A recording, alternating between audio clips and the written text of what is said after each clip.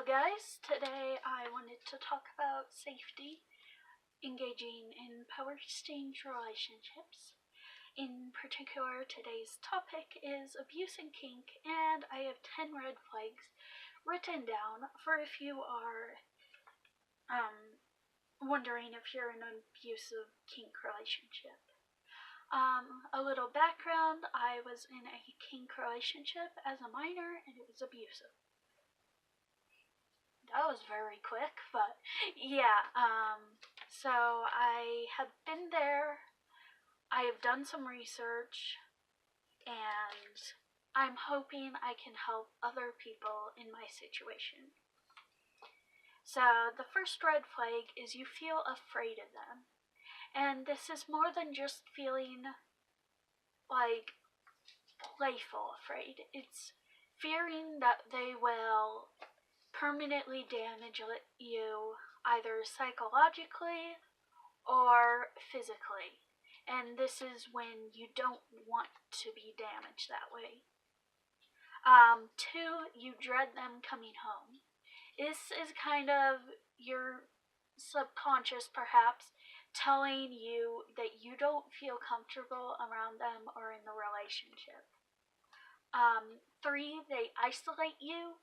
This is things such as not letting you talk to your family, your friends, pretty much anyone. You're not allowed to leave the house. You're not allowed to have social media.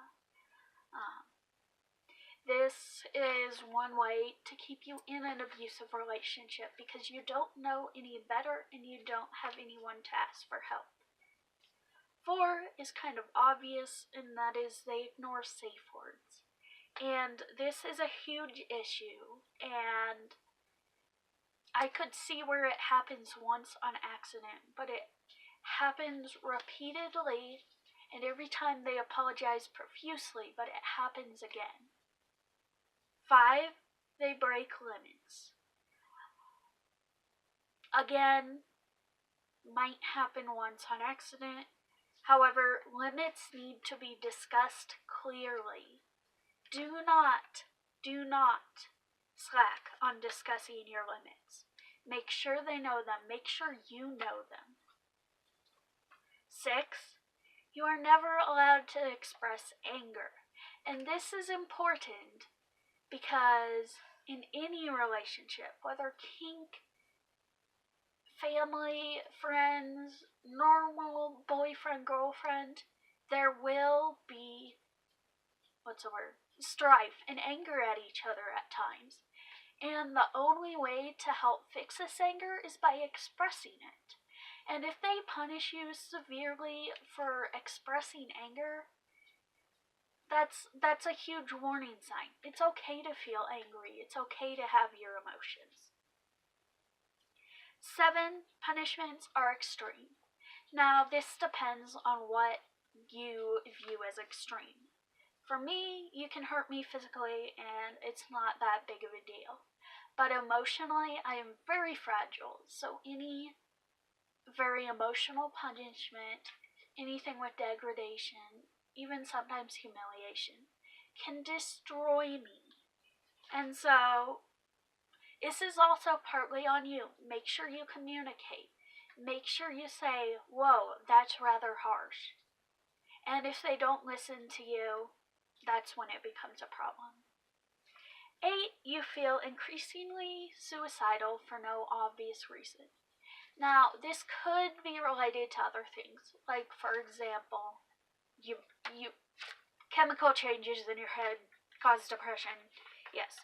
But, if you constantly want to just escape everything, yet you can't quite grasp what you're wanting to escape, well, it might be them.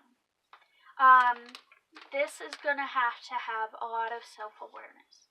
Don't think that just because you're suicidal that it necessarily means you're in an abusive relationship. It's just one sign. 9, you always feel like you are doing something wrong. This can be gone over in a couple different ways.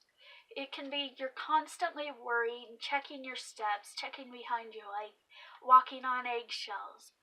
Or they're constantly punishing you severely beyond anything you actually want and feel comfortable with. And there's fear in the relationship. A kink and power exchange relationship needs to be built on trust, and without trust, it's not a safe relationship. You need to trust that they will take care of you. If you don't trust them to take care of you, and you shouldn't be putting so much power in their hands. Overall, a kink relationship should be a fun one. You shouldn't be afraid. You shouldn't be constantly hurting because of the relationship. And 10 is despite you being unhappy, you fear leaving because they have told you that you couldn't find anyone better. So yeah, if you fear leaving because they have a God policy, like that they're the best thing that could ever happen to you, and they convince you of that, that's a sign that it could be abusive. And if you're still unhappy in the relationship and you fear leaving because you don't think you can find anyone better, because they have convinced you there is no one out there who is better for you, that's not good. You are worthy of happiness. You are worthy of a good relationship. And I know it's scary to just leave. It's scary because you're afraid they'll come after you. It's scary because you're afraid you'll be alone. It's scary because you don't know what to do because you've been isolated for so long. You have no way to know how to function. It's terrifying. I've been there myself. My mom has been there. But just look for the help out there, and you'll find it, I promise. You know, I'm here today because of a brave decision my mom made. I was 12 years old, and my father was extremely abusive. And it came to the point where I nearly died and was in the hospital.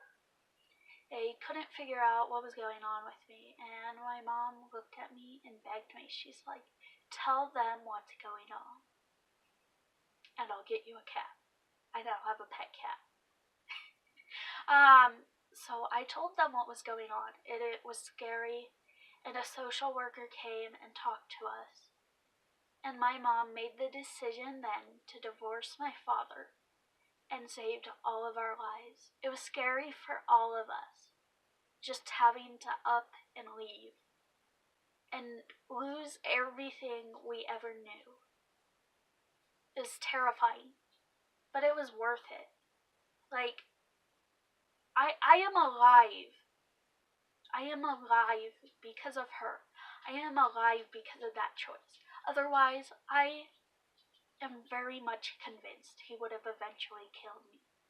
Possibly my sister, possibly my brother, possibly my oldest sister, possibly even my mom.